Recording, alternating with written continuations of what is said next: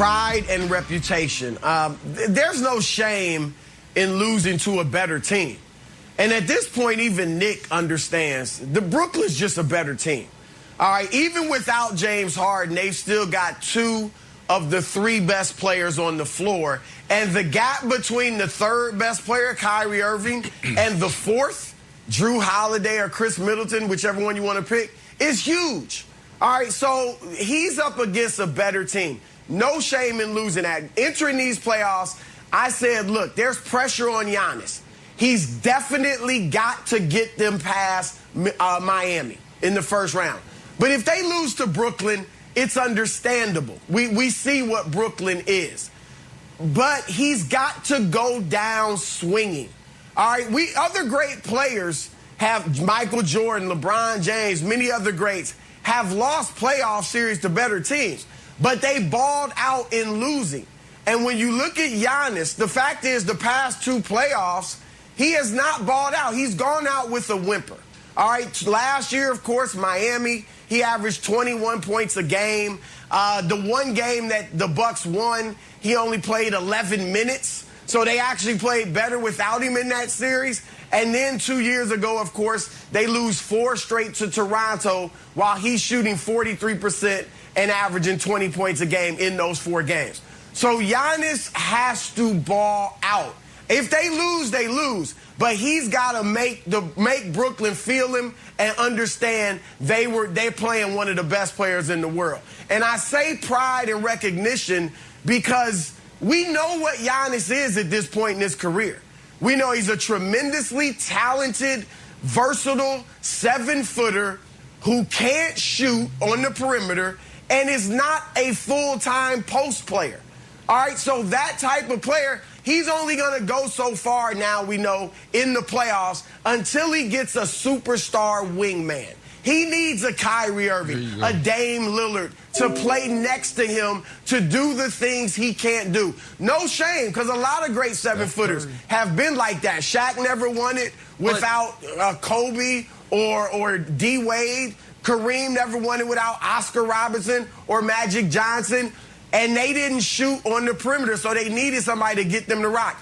Giannis is not a post player like those guys, but he can't shoot. So he's limited in how far he can carry a team. Chris, you know how much I love Giannis. I think that's letting him off the hook a bit. Remember, before the playoffs, remember we did the list of who has the most to gain by winning a championship, and I ranked Giannis #1, and I don't know if you had him #1, but you didn't think it was a crazy ranking.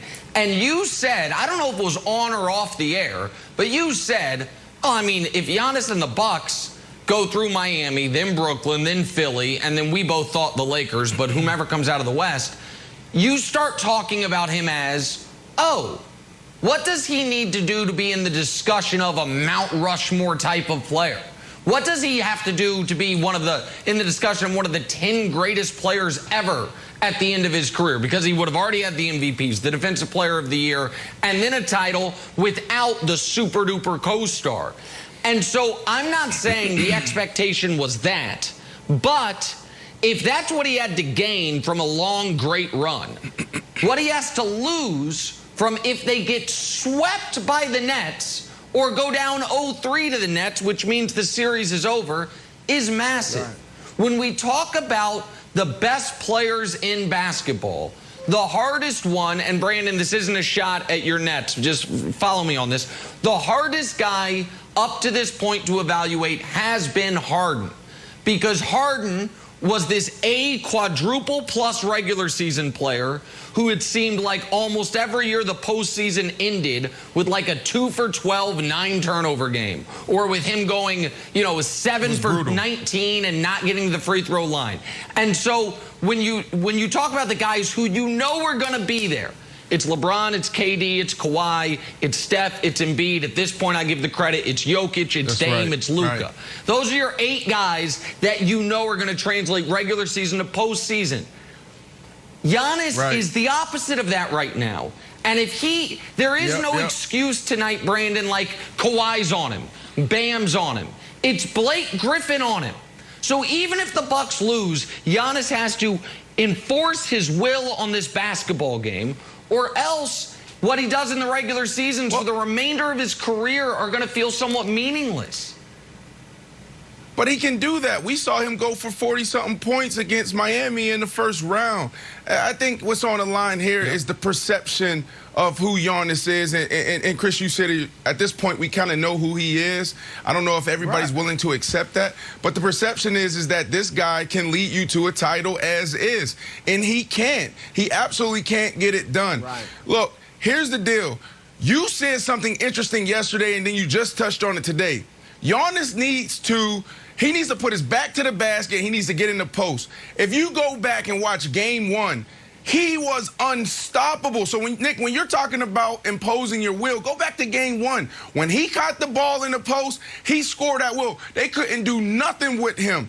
But the reality is he needs to develop a shot, or, hell, don't develop a shot. Just develop the game in the post and get that wingman that you said, hell, maybe even a Steph Curry. Steph Curry could possibly be out there. You know, I don't know if they probably can't get it done. They just doubled down on Drew Holiday and a couple others. But at the end of the day, the perception is on the line right now. They're not the better team. We saw that. They can't match up against the Nets, especially with the Nets playing this type of defense, Wilds.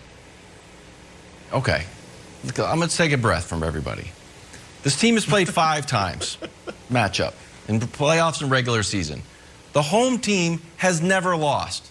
Giannis in the regular season was averaging Wilt Chamberlain-esque, like 40 points a game. What has happened in these last 2 games is not a referendum on Giannis, even though he scored in the teens last game. It's a referendum on a cold shooting streak that from Chris Middleton and everybody else on the three-point line. So they shot in like 26%. At home, they shoot 39% from 3. Once they get some of home cooking, the good kind, I think they'll be totally fine. And we'll be like, look at Giannis defending home court, just like we thought we were. Broussard, you've been around long enough that we know the playoff series doesn't start until someone steals a home game or steals home court advantage, except this one all of a sudden. Because I think the blowout is sort of like clouding people's sort of historical perspective. It's fine. You lost 2 games on the road. You're supposed to go home and win.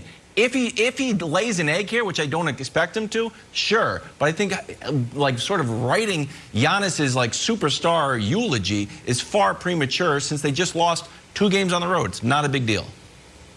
Well, first of all, I love that saying, a series doesn't start until a team loses at home. What if a team never loses at home? I mean, you could literally have a 7-game series. Neither team lost. Yeah. It doesn't. That series that never made sense to me. All right. You could. So a series never started and it ended 4-3. But anyway, I'm with you, Wilds, in that Giannis is going to be a superstar. I don't care what he does in these few games that they got remaining. He's not going to fall from being a superstar. He'll still be a superstar, but he can't shoot. And here's the thing. You mentioned the 40-point average or against the Nets and all that when they beat him late in the season. What did he do in those games? He hit the jumper. The Nets put DeAndre Jordan on him, had DeAndre stay in the paint and dared him to shoot, and he hit the jump. I think one game he hit 4 threes, which is huge for him. So, yeah, he can get hot for a game, for a couple of games, and if he does that, they got a great chance to win. But he won't do it for a whole series. He won't do it for a whole postseason where the jumper is falling, and teams are just going to – man, I give him from 15 feet out, he can shoot as much as he wants. And I'm banking on him not hitting those shots. And Wilds, I don't think this series is over. I'm not writing the Bucks obituary. I'm talking about if Giannis plays poorly today, because they're not playing DeAndre Jordan. The Nets don't have the personnel to build a wall. I know Blake's been a great story, but Blake Griffin should not be able to slow him down. Giannis needs to tell Bud, I'm playing 22 minutes in the first half and 22 minutes in the second half. Don't take me out more than that. Thanasis will have my water ready for me.